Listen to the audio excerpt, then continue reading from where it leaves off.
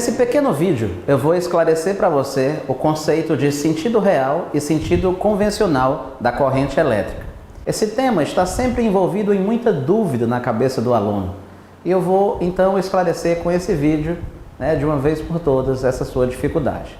Bom, vamos primeiro começar por uma situação intuitiva. Digamos que você tem aqui, olha, dois recipientes com água. E você conectou esses dois recipientes através de uma mangueira. Você percebe que o recipiente A tem água até uma altura maior do que o recipiente B. Então, com certeza, quando você conectá-los através de uma mangueira, vai haver um fluxo de água, vai haver uma corrente de água. Naturalmente, essa água vai passar de A para B, é intuitivo, né? A altura é maior no A do que no B.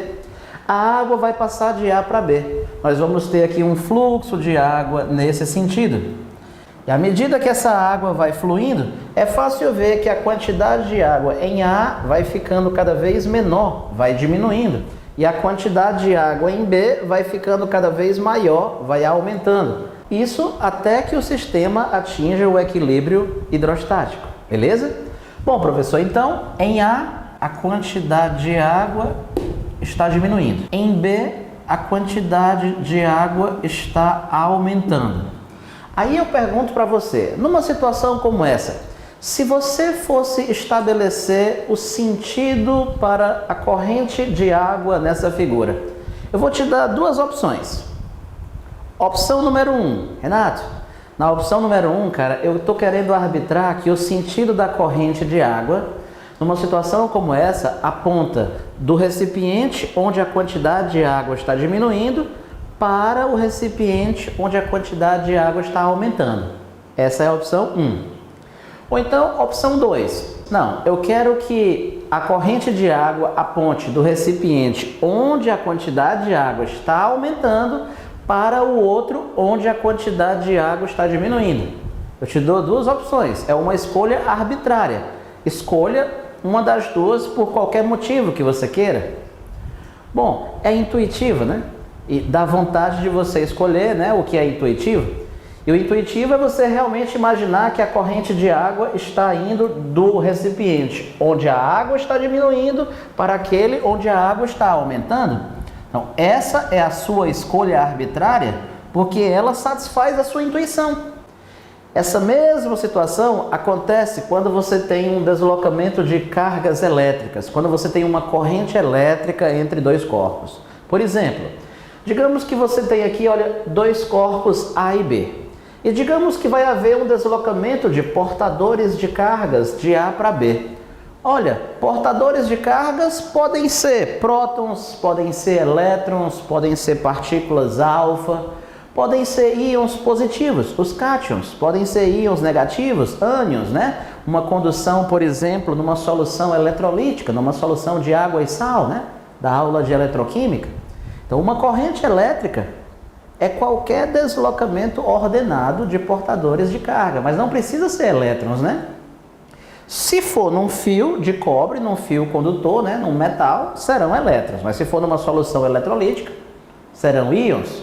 Se for dentro de uma lâmpada fluorescente, por exemplo, serão íons de mercúrio, por exemplo, vapor de mercúrio ionizado, entende? Então vamos voltar aqui, olha. Digamos que esses dois corpos estejam inicialmente eletrizados, digamos que ambos inicialmente têm uma quantidade de carga mais 10E. Esse Ezinho é aquela carga elementar, a carga do próton, a carga do elétron. Então a carga inicial de cada um desses dois vale mais 10E. Digamos que por algum motivo você está, o deslocamento de portadores serão portadores positivos. E esses portadores positivos, vamos dizer que eles estão indo de A para B. Renato, quantos portadores, por exemplo, quantos prótons você vai deslocar de A para B? Digamos que sejam 4 prótons. 4 prótons vão deslocar de A para B. O que acontece com a carga do A, professor, quando ele perde 4 prótons? Bom, fazendo aqui essa conta, olha. Ao perder 4 prótons, a carga do A passa de 10 para 6. Ou seja, você percebe que no caso do A, a carga elétrica dele diminuiu. Professor, e o B? ele vai receber essas 4 cargas positivas. Pronto. Com isso, a carga dele passou de 10 para 14. A quantidade de cargas dele, professor, aumentou. Ah, tá. Que legal, Renato. Então, se você tem um deslocamento de portadores de carga, você tem uma corrente elétrica associada a esse deslocamento. E aí, nós novamente temos 2 opções. Você quer arbitrar o quê? Opção número 1 ou opção número 2? Você quer que a corrente elétrica ela aponte do corpo onde a quantidade de carga está diminuindo para aquele onde a quantidade de carga está aumentando? Ou você gostaria que a corrente elétrica fosse convencionada como sendo apontando daquele onde a carga está aumentando para o corpo onde a carga elétrica está diminuindo? É uma escolha arbitrária. E você pode ter certeza, qualquer uma das 2 escolhas que você fizer, as próximas gerações vão se questionar. Mas meu Deus, por que ele fez essa escolha? Por que ele não arbitrou o contrário? Ora, mas ele tem que escolher uma das 2. E qualquer escolha que fosse feita, as próximas gerações iam ficar fazendo essa pergunta. Mas por que ele escolheu essa? Por que, ora bolas, porque ele tinha que escolher alguma das 2, né? E o que é mais intuitivo? É mais intuitivo o que a gente fez ali no caso da água. Que a corrente, né, seja arbitrada de onde a quantidade está diminuindo para onde a quantidade está aumentando. Aqui é a mesma coisa. Quando você tem um deslocamento de portadores, né, positivos indo de A para B, em A a quantidade de carga diminuiu, em B a quantidade de carga aumentou. Por isso, a corrente elétrica convencional associada a esse deslocamento de portadores de carga positivo vai apontar de onde para onde? De onde a carga está diminuindo para onde a carga está aumentando. Essa é a convenção que você escolheu. Essa é a regra que eu estou usando o tempo inteiro. A regra é uma só. Você optou por essa escolha, verdade? Bom, Renato, digamos que aqui esteja acontecendo uma situação diferente. Os 2 corpos começam novamente com uma carga mais 10E. Mas digamos que agora vai haver um deslocamento de portadores negativos. Por exemplo, elétrons. Digamos que você está movendo elétrons de um para o outro. Agora os portadores são negativos. E aí eu pergunto para você, Renato, o que vai acontecer com a carga do B quando esse B ganhar 4 elétrons? Vamos lá. Ele tinha uma carga mais 10E, ele acabou de ganhar 4 elétrons, então você percebe que a carga dele aumentou ou diminuiu? Ora, passou de 10 para 6. Eu percebo que a quantidade de carga elétrica do lado de cá diminuiu. Tá. Esse camarada foi o que perdeu 4 elétrons. Ele tinha uma carga mais 10 menos a carga de 4 elétrons, né?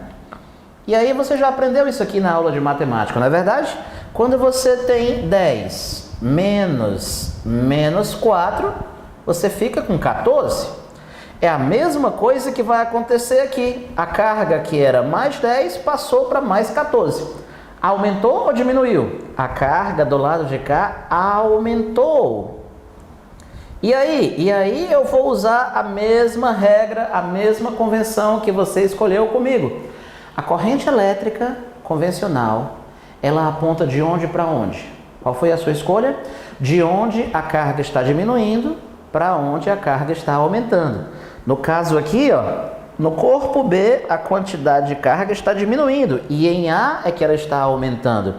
Por isso, a corrente elétrica associada a esse deslocamento de cargas tem que ir de onde diminui para onde aumenta, vai apontar então para lá.